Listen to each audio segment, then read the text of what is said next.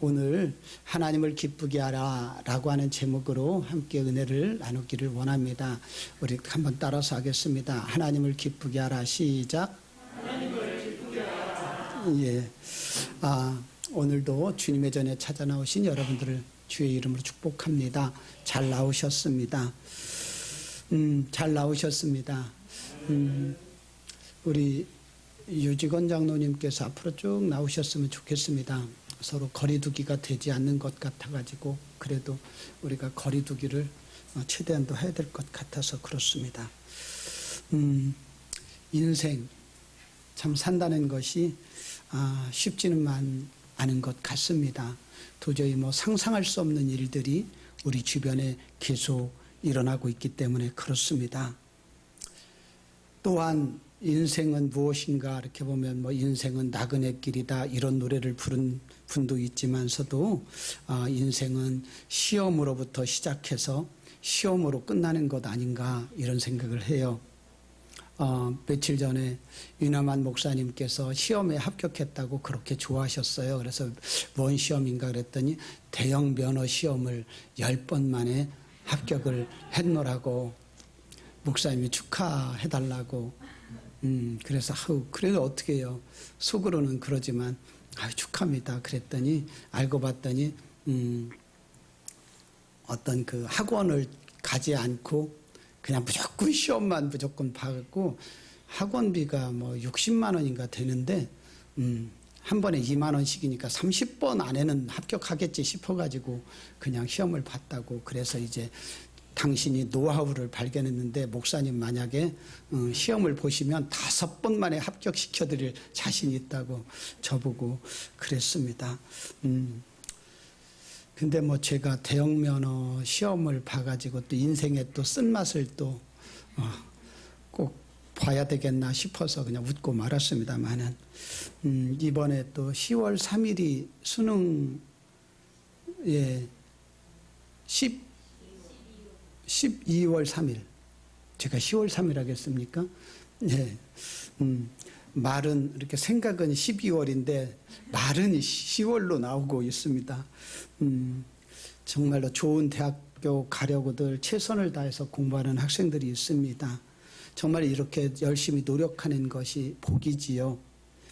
그런데 이제 대학을 입학했다고 해서 다 끝나는 것이 아니라 더 많은 시험들, 중요한 시험들이 계속 기다리고 있지요. 이제 또한 그들이 졸업하고 나면 졸업시험도 있겠지만 또 취직시험이 또 있고요. 계속해서 또 승진시험이 있고 자격증 시험이 있고 마지막까지 이제 시험을 봐야 됩니다. 그래서 인생은 시험으로 시작해서 시험으로 끝나는 것 같다라고 제가 말씀을 드렸습니다. 근데 중요한 것은 우리 신앙생활도 시험의 연속이라는 것을 우리 모두가 아셨으면 좋겠습니다. 우리 앞에는 언제든지 선악과가 놓여 있는 거예요. 나에게 이 선악과를 먹을 수 있는 자유도 있고 거부할 수 있는 자유도 있습니다. 그럼에도 불구하고 여러분들은 편안한 선악과 그 아랫목의 따뜻함, 친구들과의 약속, 이런 모든 것들을 다 버려두고 이 시간 이 자리에 나온 것 승리하신 줄로 믿습니다. 이 사단, 어둠의 영을 가진 그들은 늘 우리를 유혹하거든요. 교회보다도 예배보다도 하나님보다도 더 소중한 것들이 있다고 보암직도 하고 정말로 우리를 지혜롭게도 할 만한 그런 것들로 우리를 늘 유혹합니다. 그 유혹을 당할 때에 승리하기를 여러분 주의 이름으로 축복합니다. 할렐루야. 신앙의 시험에는 사단이 주는 그런 시험도 있지만 하나님께서도 우리를 시험하신다라고 하는 것을 알 수가 있습니다. 물론 하나님께서는 우리에게 성경에서는 우리에게 시험을 주시지 않는다 그러지만 하나님이 주시는 시험은 우리를 넘겨뜨리거나 우리를 잘못되게 하기 위해서가 아니라 합격하고 난 뒤에 하나님의 영광의 자리에 이르게 하시는 그런 축복의 자리로 우리를 인도하기 위해서 또한 테스트를 하시는 거죠. 그래서 여러분들 한 주간도 주님과 동행하며 승리의 삶을 살다가 주의 전에 찾아 나오신 여러분들을 축복합니다. 이미 여러분들은 또 합격해서 또 한 걸음 하나님 앞에 나아가는 여러분들인 줄로 믿습니다. 오늘 본문 사울왕서부터 조금 좀 이야기가 되어야 되겠지요. 너무나도 잘 알고 있는 말씀입니다만은 이 이스라엘의 통일왕국의 첫 번째 왕이 바로 사울 왕이었습니다. 이 사울은 매우 겸손한 사람이었고 하나님 앞에 낮은 자였습니다. 이런 자에게 하나님께서는 당신의 영을 부어주셔서 영적 리더십을 가지고 이스라엘 백성들을 잘 인도했던 그 초창기가 있었습니다. 그런데 시간이 지나갈수록 이게 변질이 되는 거예요. 그러다 보니까 하나님을 바라보던 시선이 조금 세상을 향해서 바라보게 되었고, 돈도 보이고 물질도 보이고 명예도 보이고, 그리고 또한 사람들의 어떤 그런 안목, 사람들이 바라보고 있는 자기에 대한 평가, 이런 것들에 대해서 이제 집중하기 시작을 하면서 살살 마음속으로부터 이제 교만이라는 것이 올라오기 시작을 하는 거죠. 내가 왕인데, 내가 누군데, 이런 어떤 것들, 그리고 나에게는 얼마나 많은 금과 은과 그리고 또한 부하들이 있는가, 이런 것들에 대해서 교만의 대상이 되는 거죠. 결국 이 교만이라는 것이 마음속으로 쑥 들어가면 정말로 봐야 될 것이 보이지 않습니다. 하나님이 보여야 되고 하나님의 은혜가 보여야 되고 정말 나의 부족함이 보여야 되는데, 이런 것들이 보이지 않고 나의 잘난 것이 보이고 내가 가진 것이 보이고 세상에 제 어떤 욕심들이 보이기 시작을 하는 거죠. 그렇기 때문에 하나님의 영이 그 가운데 계실 수가 없는 거예요. 있을 곳이 없는 거예요. 그래서 하나님의 영은 사울을 떠나게 됩니다. 하나님의 영이 떠나고 나니까 그 어둠의 영이 사울을 괴롭히게 되었고, 사울이 그때서부터 급격하게 변질되기 시작을 합니다. 여러분들, 교만한 사람을 하나님은 멀리하시고 겸손한 사람을 하나님께서 가까이 하심을 여러분들이 기억하셔야 됩니다. 겸손한 사람은 순종하는 사람입니다. 그러나 교만한 사람은 하나님을 멀리하는 사람입니다. 이 교만하기 시작을 하면은 그 마음속에 말씀 듣는 것을 좋아하지 않습니다. 어떤 말씀을 해도 하나님의 말씀 가운데에 내게 적용이 되어야 되고, 내가 그 말씀대로 순종하고 살아가려고 하는 노력들이 있어야 되는데, 하나님의 말씀을 평가하게 됩니다. 저건 오라 그러. 벌써 교만이 들어가기 시작을 하는 거예요. 말씀을 의심하는 자는요 교만이고, 말씀에 순종하는 자는 겸손한 자입니다. 우리 옆 사람에게 한 번만 가르쳐 줬으면 좋겠습니다. 말씀을 의심하는 자는 교만한 자고, 말씀에 순종하는 자는 겸손한 자입니다. 시작. 말씀을 의심하는 자는 교만한 자이고, 순종하는 자는 그러죠? 제주도서부터 어렵게 왔더니 겨우 하는 얘기가 뭐라고는 했었고, 하나님은 겸손한 자를 교만한 자를 멀리하시고 겸손한 자를 기뻐하십니다. 이 겸손이 여러분들에게 가깝습니까? 아니면 교만이 가깝습니까? 이렇게 생각해 보셔야 돼요. 내가 교만한 사람인가? 내가 겸손한 사람인가? 근데 이 질문에 정말로 내게도 교만한 것이 있다는 것을 발견하시는 분은 복이 됩니다. 이건 축복입니다. 그 교만을 제거하고 나면 하나님과 가까워질 수 있고 하나님으로부터 좋은 것을 받을 수 있기 때문에 그렇습니다. 그렇기 때문에 여러분들 이 시간을 통해서 다시금 작정하면 되는 거예요. 나는 오직 하나님의 말씀에 순종하는 삶을 살겠노라고, 하나님의 말씀 앞에 내가 생명을 걸겠노라고 이렇게 결정한다면 사울이 가는 길이 아닌 다윗이 가는 그 길로 가게 될 줄로 믿습니다. 그래서 사울은 불순종하는 그런 교만이 있었기 때문에 하나님의 영이 그를 떠나게 되었습니다. 성령의 사람이라 할지라도 하나님의 영이 떠나면 그의 삶은 무질서해질 수밖에 없습니다. 그러나 삶이 무질서한 사람이라 할지라도 하나님의 영이 그에게 함께 하시면 그 무질서가 질서로 잡혀가기 시작을 하는 거예요. 어떤 것이 옳은 것이고 어떤 것이 그른 것인가가 보여집니다. 내가 가야 될 길이 무엇이고 가지 말아야 될 것이 어떤 길인가를 알아지게 되는 거예요. 나에게 가장 소중한 사람이 누구고 내가 가까이 말아야 될 사람이 누군가를 알아지더라는 거예요. 지난 시간에 솔로몬이 1000번제를 드리고 났을 때에 하나님께서 찾아오셨노라고 여러분들에게 말씀을 드렸습니다. 그리고 하나님은 그 밤중에 그 꿈속에 솔로몬에게 찾아오셔서 말씀합니다. 내가 너에게 무엇을 줄고, 내가 너에게 뭔가를 선물하고 싶은데 내가 무엇을 받기를 원하느냐, 뭐 이런 질문이지요. 그때 솔로몬의 기도는 그렇게 말씀합니다.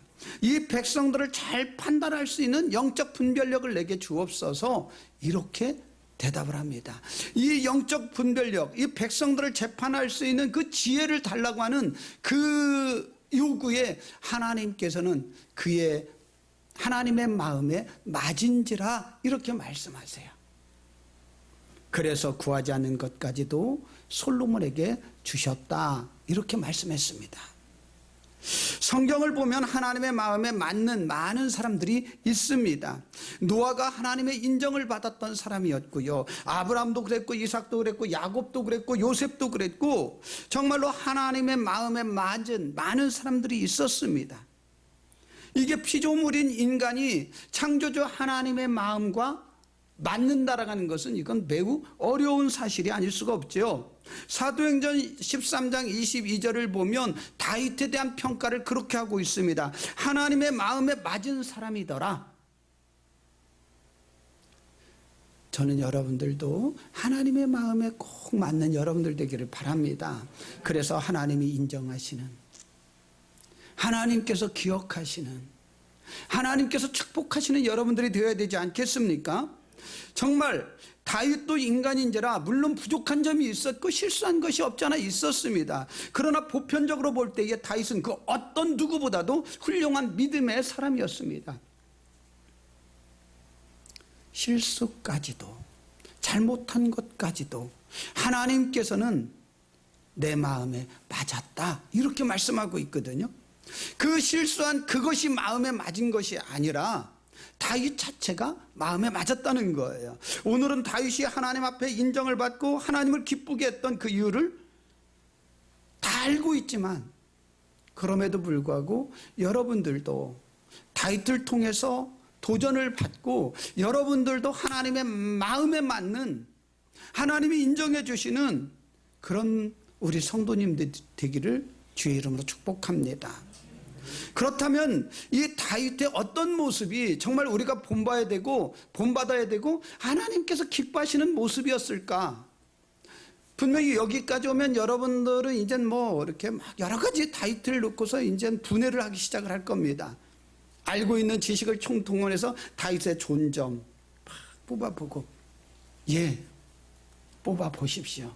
잘하고 있는 겁니다. 그리고 다윗을 본받는 여러분들 되기를 주의 이름으로 축복합니다.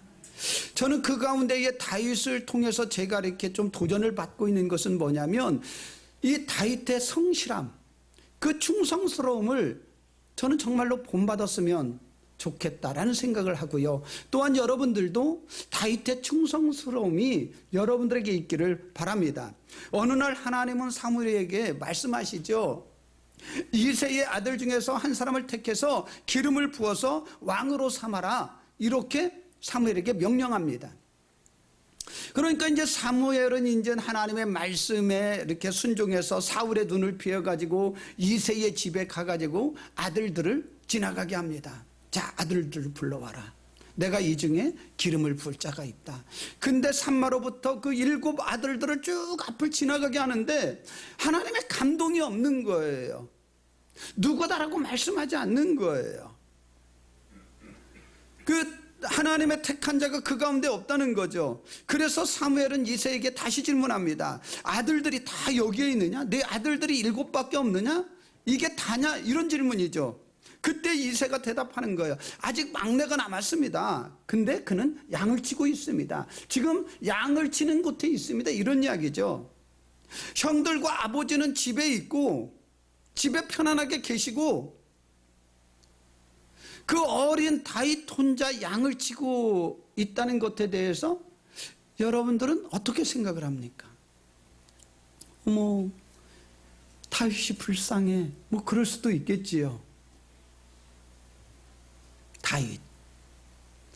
그럼에도 불구하고 집에 어쩌면 이 사무엘이 왔다는 이야기도 들었을 것이고 뭐 이런 이야기들을 들었을 줄로 압니다. 멀리 떨어진 곳이 아니었다는 것을 그 이후에 이렇게 성경을 보면 보일 수가 있거든요. 그 다윗을 데리고 와라. 내가 다윗을 오기까지 음식을 먹지도 않고 자리에 앉지도 아니하겠다라고 하는 것을 봤을 때에 이 다윗이 뭐 아주 며칠 동안 뭐 멀리 가 있는 것이 아니라 그 인근에 있었다는 것을 알 수가 있습니다. 근데 이 다윗이 불평 없이 아버지의 명령에 따라서 순종을 하고 양을 치고 있는 그 모습, 그 자기에게 주어진 일에 최선을 다하고 있는 그 모습을 우리 모두도 본받았으면 좋겠습니다.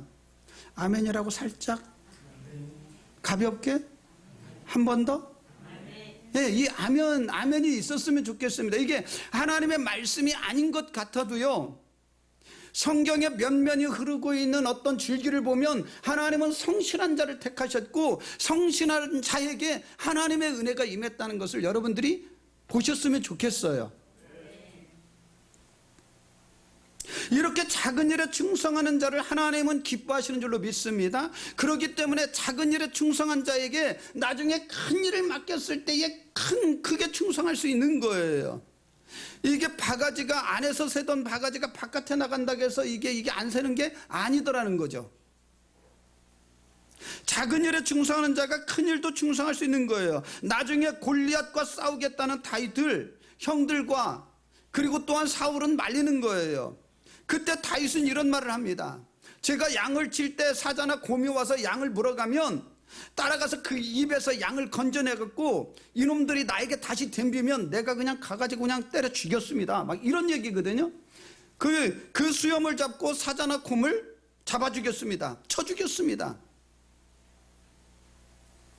생명을 걸고 자기에게 맡겨준 그 양들을 지켜나가고 있는 이 다윗의 모습. 양을 치는 그 일이 어쩌면 낯설고 별 볼 일 없는 것 같아도요, 다윗에게는 이게 매우 소중한 시간들이었다는 것이 여러분들에게 기억됐으면 좋겠습니다. 여러분들이 지금 경험하고 있는 그 일들이 아무 일도 아닌 것 같이 보일 수도 있습니다. 어떤 분들은 뭐 알바를 할 수도 있고 아니면은 어떤 뭐 이렇게 그 편의점에서 근무할 수도 있고 어떤 곳에 있든지 작은 일이라 할지라도 최선을 다하시기를 바라요. 왜냐하면 이 다윗은 이 모세도 그랬지만 양을 치면서 양에게 배우는 것들이 너무나도 많았습니다. 양들은 아무 걱정이 없었고 목자가 인도하는 대로 가기만 하면 먹을 것이 있었고 누릴 수가 있었고 평안했었던 거예요. 그것을 통해서 다윗은 배웁니다. 내가 하나님 앞에 순종만 하면, 하나님의 말씀 앞에 따라가기만 하면 하나님이 내 앞길을 인도해 주실 것이라고 그는 고백하고 있는 거예요. 그 양들을 통해서 배우는 거예요. 그래서 시편 23편에 그렇게 아름다운 시가 그를 통해서 나오지 않습니까? 그리고 또한 양을 치면서 또 배우는 것은 자연을 배우는 거예요. 참 아름다워라 주님의 세계는, 이 자연을 배우는 거예요. 그러면서 자연을 배우면서 그 자리에서 수금을 타고 하나님 앞에 영광스러운 그 찬양을 하는 것 아닙니까? 그러다 보니까 그런 모든 것들이 모여져서 시편이라는 아름다운 찬양의 시가 나오게 되는 거죠. 그게 다윗에게 있어서는 남들이 봤을 때는 양이나 치는 자였는지 모르지만 다윗에게는 훈련의 시간이었고 하나님을 만나는 시간이었고 경험하는 시간이었던 거죠. 그러면서 세 번째 이 양을 치면서 또 배우는 것이 뭐냐면 전술을 배우게 되는 거예요. 이 곰이나 사자가 왔을 때에 두려워하지 않고 그 양들을 빼내고 그 수염을 잡고 그것들을 죽일 수 있는 이 용기를 배우는 거예요. 담대함을 배우는 거예요. 이런 훈련이 있었기 때문에 골리앗 앞에 당당하게 설 수 있는 거예요. 할렐루야. 여러분들에게 주어진 일이 어떤 일이 있습니까? 여러분들 믿지 않는 사람들에게 그들 밑에 일한다 할지라도요, 사례가 비록 적다 할지라도요, 우리는 적어도 하나님의 자녀들입니다. 최선을 다해서 정말로 잘 섬기기를 주의 이름 축복합니다. 근데 내 생각대로 섬기지 말고요, 상대방에 맞추어서 잘 섬기시기를 주의 이름 축복합니다. 정말로 다윗을 통해서 배우는 것은 그거예요. 내가 어떤 자리에 있든지 그 자리에서 충성하고 성실해야 되겠구나라고 하는 걸 배우는 거예요. 하나님은 맡겨진 일에 충성하는 자를 기뻐하신다는 거예요. 모세는 나이가 80세가 되어도 성실하게 자신의 양을 잘 돌볼 때에 모리아 산에서 불꽃 가운데 임하시는 하나님을 뵐 수 있었습니다. 그리고 그는 사명을 받습니다. 요새는 가는 곳마다 최선을 다해서 성실하게 주어진 일을 감당했고요. 그가 보디발 장군의 집에 갔을 때에 가정 총무일에 최선을 다할 때에 보디발 장군의 집이 평안했다 성경은 말씀하고 있습니다. 또 그가 옥에 갇혔을 때에도 모든 일들을 잘 섬길 때에, 충성을 다할 때에 그 옥 안이 평안했고요. 그리고 그가 애굽의 총리라는 직책이 주어졌을 때도 그는 최선을 다해서 그 애굽을 섬길 때에 그 나라와 그 인근이 평안했던 것을 여러분들 기억하시기를 바랍니다. 애굽의 왕 바로가 이단이라고 다른 신을 섬긴다고 멀리해서는 안 되는 거예요.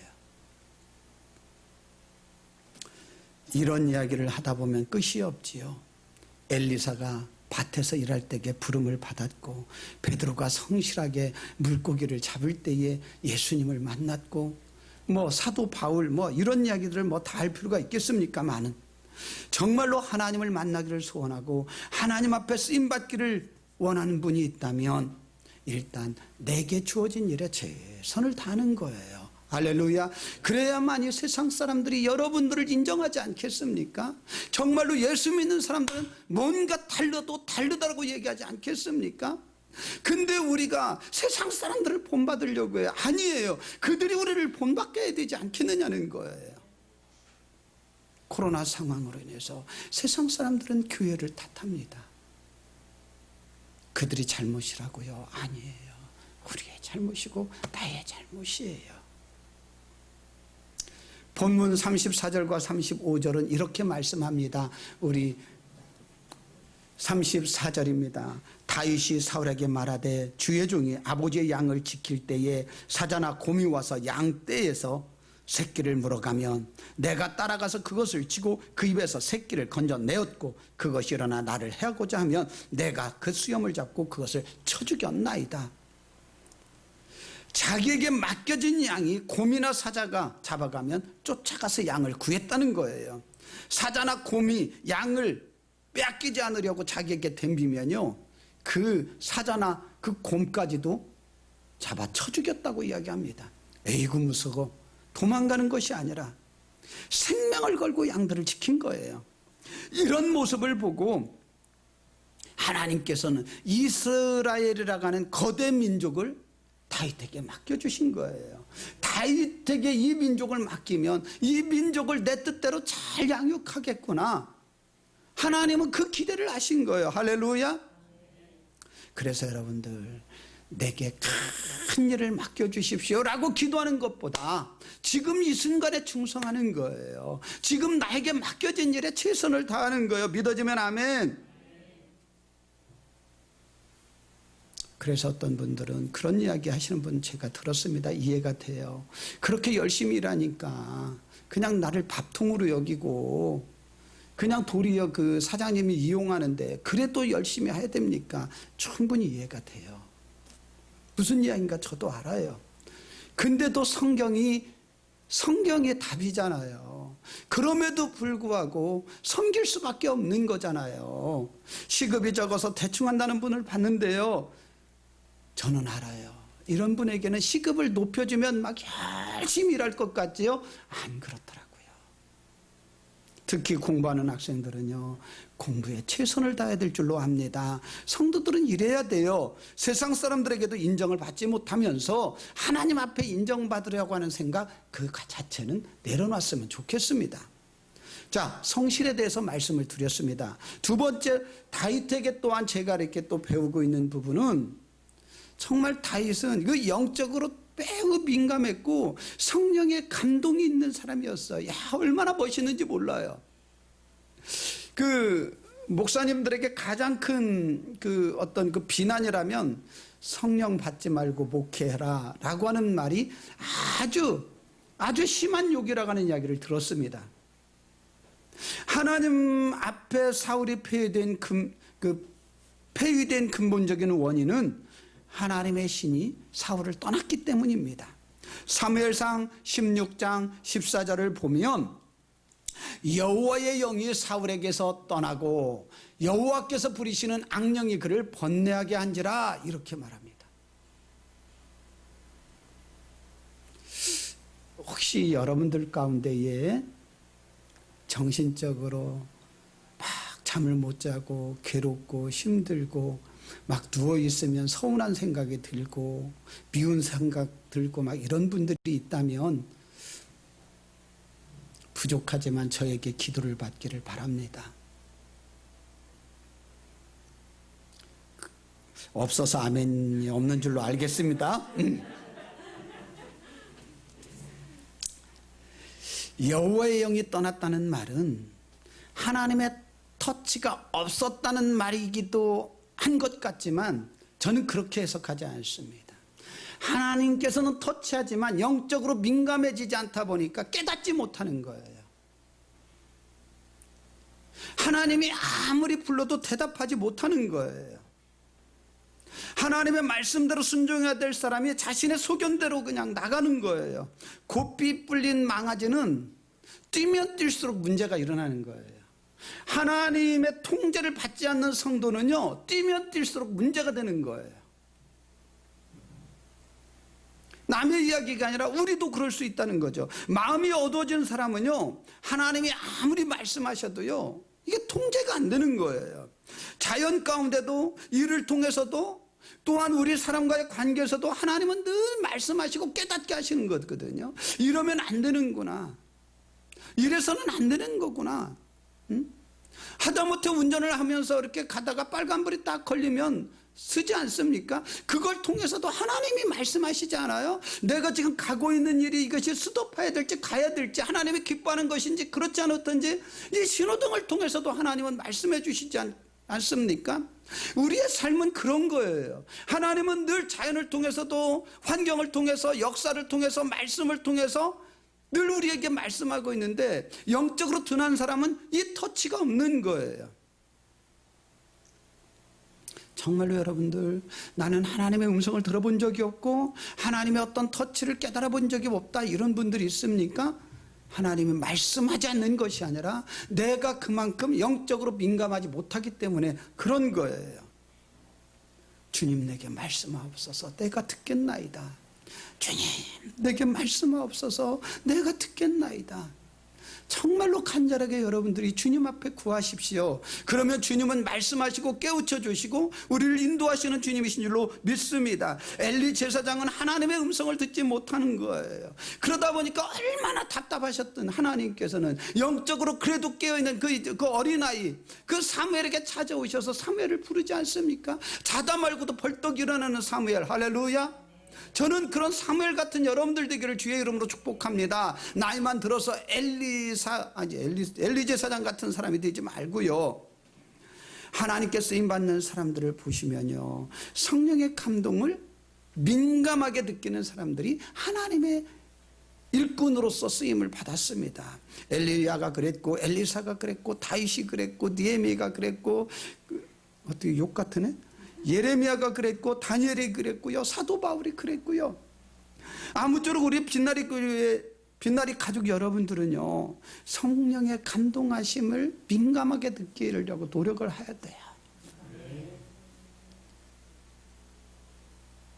주님, 내게 말씀하옵소서. 내가 듣겠나이다. 그리고 주님의 감동이 오시면요, 일단 순종하십시오. 막 여러 가지 따지고 말고 뭐 이거 하지 마세요. 말씀이 우선되는 거예요. 그냥 아멘하고 그냥 밀고 나가는 거예요.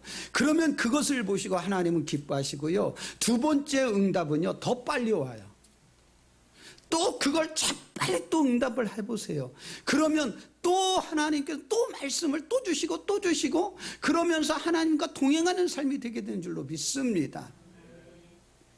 이게 방법이에요.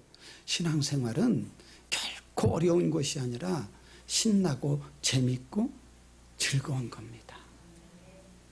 다윗이 그랬잖아요.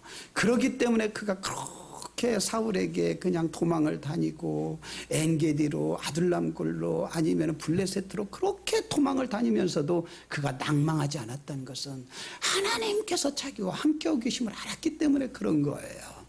저는 여러분들이 하나님과 날마다 교통하는 여러분들 되기를 주의 이름으로 축복합니다. 그러고 나면 이제 테스트가 딱 끝나고 나면 정금같이 하나님께서 세워주시는 거예요. 할렐루야. 세 번째는 다윗의 믿음을 정말로 본받고 싶은 거예요. 뭐 설교가 많이 길어질 것 같아서 조금 압축을 시키려고 합니다만은, 다윗은 하나님을 믿고 신뢰하는 믿음이 정말로 반석과 같은 부분이 있었습니다. 어떤 상황에도 하나님을 신뢰하는 그 믿음이 조금도 흔들리지 않습니다. 눈을 뜨면 상황이 너무나도 악하고 도저히 이것은 가능성이 없음에도 불구하고 하나님을 신뢰했습니다. 믿음대로 됩니다. 할렐루야. 정말로 아브라함이 100세가 되어도 그가 믿음을 흐리지 아니하고 하나님께서 자녀를 줄 것을 믿었더니 하나님께서 자녀를 허락해 주셨지 않았습니까? 히브리서 11장 6절은 이렇게 말씀합니다. 믿음이 없이는 하나님을 기쁘시게 하지 못하나니 하나님께 나아가는 자는 반드시 그가 계신 것과 또한 그가 자기를 찾는 자들에게 상 주시는 이심을 믿어야 할지니라. 할렐루야. 이 말씀을 한마디로 표현하면 믿음이 있어야만이 하나님을 기쁘시게 한다는 거예요. 다윗의 믿음은요, 시편을 통해서도 잘 기록하고 있지만 골리앗과의 싸움 과정을 보면 다윗의 믿음이 어떠한지를 알 수가 있는 거예요. 이스라엘과 블레셋과의 전쟁이 일어나서 엘라 골짜기에서 서로 대치하고 있는 겁니다. 그리고 블레셋이라는 그 진영에서는 골리앗 장군이 나와가지고서 이스라엘 모욕합니다. 아주 막 신령과 진정으로 막 욕을 해버리는 거예요. 얼마나 그냥 심한 욕을 하는지. 그럼에도 불구하고 아무도 나서는 사람이 없어요. 가슴이 뜨거워지는 사람이 없는 거예요. 너무 답답하잖아요. 응? 기독교가 정말로 우리가 바르게 살려고 그렇게 가슴 아파하고 최선의 노력을 하고 있음에도 불구하고 세상 사람들에게 돌멩이를 맞을 때에 가슴이 아파야 되는데 아무렇지도 않은 거예요. 여기에 다윗은 가슴이 뜨거워지는 거예요. 어린 소년이었지만 우리 하나님 여호와 하나님께서 모욕을 당하는 것이 그게 너무나도 가슴 아픈 거예요. 그래서 나라도 일어나는 거예요. 어린 아이가 나라도 일어나야 되겠다. 저는 여러분들이 가슴이 뜨거워졌으면 좋겠습니다. 그래서 정말로 우리 빛나리 교회의 사역이 그런 것들 아니에요. 누비전 캠프가 그렇고 나라와 민족을 위한 기도회도 뭐 그렇고 뭐 청소년들 어떻게 하겠다 유니온워십이 그러고 작은 교회들 살리겠다라고 해서 그 여튼 그런 것들 아닙니까? 저는 여러분들이 가슴이 뜨거운 사람이 되기를 주의 이름으로 축복합니다. 다윗이 그랬거든요. 그러다 보니까 형 엘리압서부터 막 말리잖아요. 야 이놈아 네가 어린 나이에 네가 지금 전쟁을 지금 장난으로 여기고 있느냐 막 이러고 말려요. 거기다 대고 또 사울 왕도 또 쳐다보니까 어린애기가 나가서 싸우겠다 하니까 하도 어이가 없어가지고 야, 너 나가면 안 된다. 제발 좀 나가지 마라. 그래 끝까지 나가려고 하니까 그럼 내 갑옷 좀 입어봐라. 그리고 갑옷까지 주는데 보니까 무겁기만 하고 이게 아니거든요. 또 벗어놓고 나가겠다.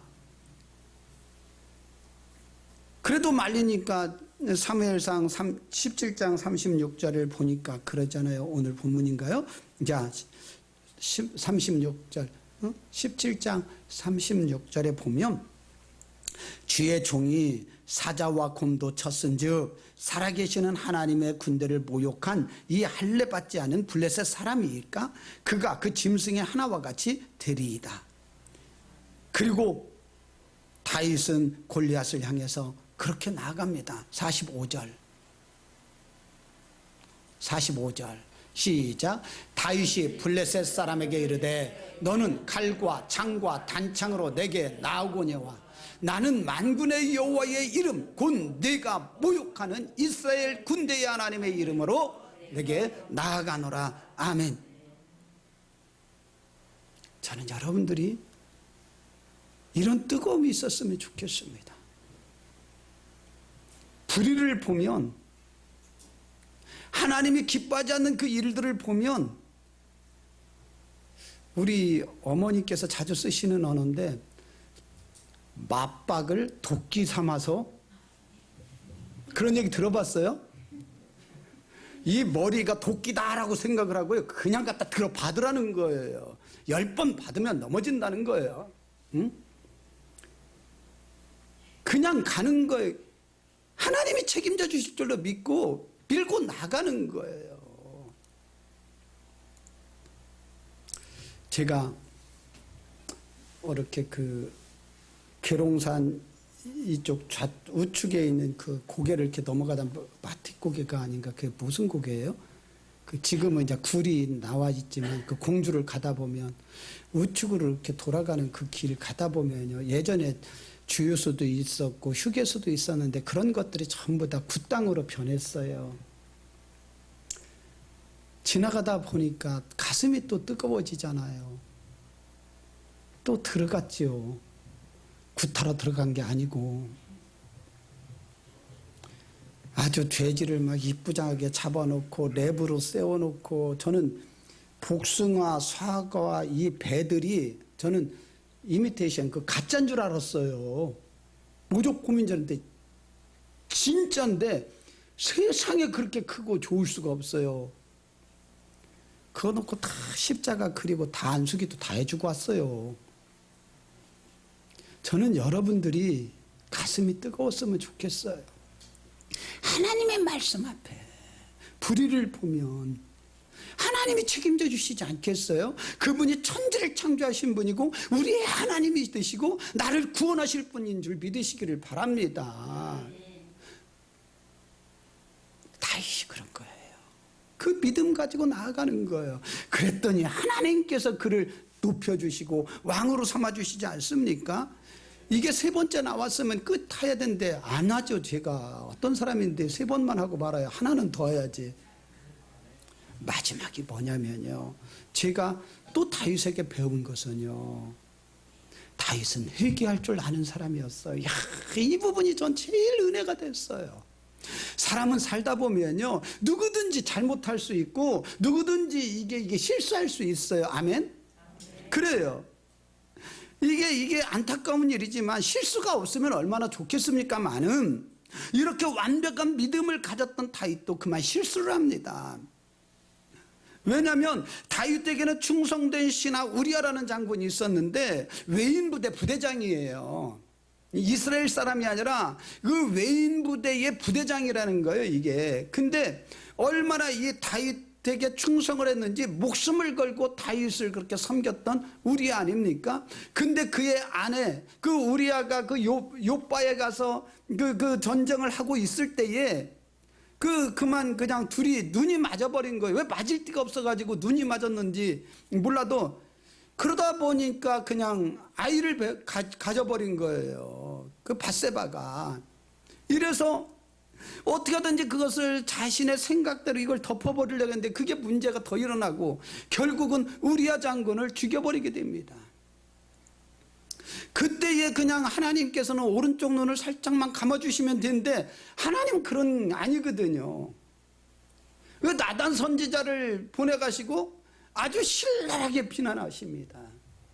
교만한 자는요, 자기의 잘못을 지적하면은 내가 왕인데 내가 살다 보면 그럴 수도 있지, 한두 번 그런 것도 아니고 어쩌다 한 번 딱 그랬는데, 이런 변명 나오지 않습니까? 근데 다윗은요, 그 나단 선지자의 지적에 그냥 낮아지는 거예요. 내가 잘못했노라고. 이게 어떻게 하면 좋냐고. 이 죄를, 이걸 어떻게 하면 이게 해결되겠느냐고. 그저 눈물로 하나님 앞에 매달리고 기도하는 거예요. 잘못했더라고. 하나님께서는 이 다윗의 죄를 이것을 기뻐하시는 게 아니라 비록 실수했음에도 불구하고 자기 죄를 솔직하게 하나님 앞에 아뢰고 내가 잘못했다고, 이번만 용서하시면 내가 두 번 다시 그런 실수를 하지 않겠노라고 하는 이 고백을 들으시고 기뻐하시는 거예요. 할렐루야. 그때 이 다윗이 지은 시가요, 시편 6편이건데요, 그 중에 4절을 저는 정말로 감동을 받는 거예요. 4절에 보면 어떤 말씀이 있냐면, 내가 탄식함으로 피곤하여 밤마다 눈물로 내 침상을 띠며 내 뇨를 적시나이다. 이렇게 고백해요. 그렇게 눈물로 기도하고 있는 거예요.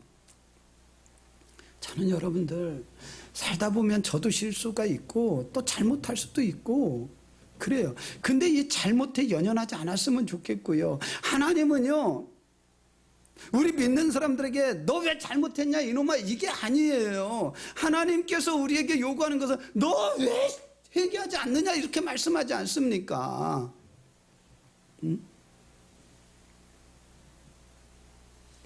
우리 성도님들 잘못할 수 있어요. 하라는 건 아니에요. 잘하려고 노력을 하다 함에도 불구하고 실수할 수가 있지요.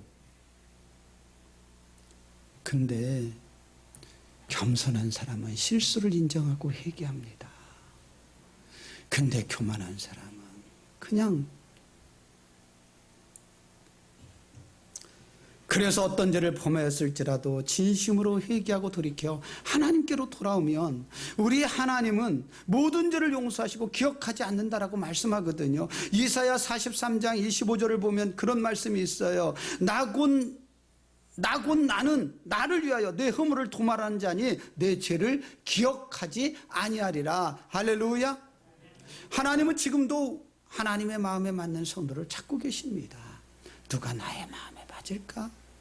누가 나의 마음을 알아줄까?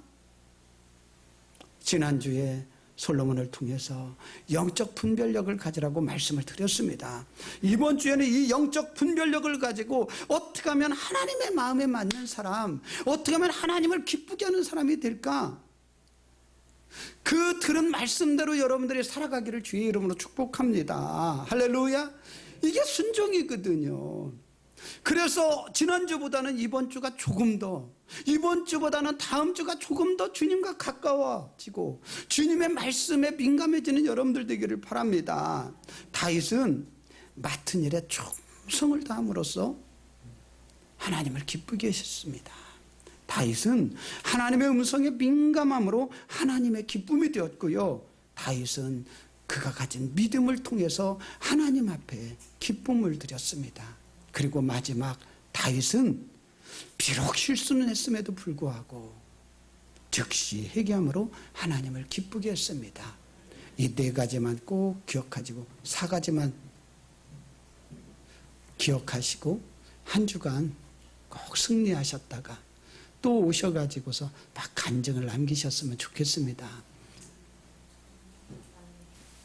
우리 청광이가 목사님 저 간증할 게 있어요.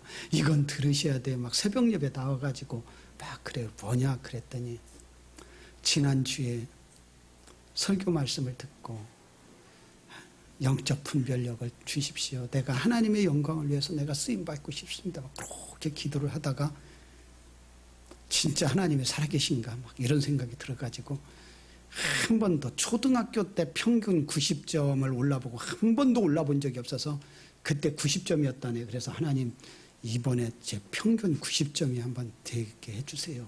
열심히 공부하겠습니다. 그러고 열심히 공부했대요.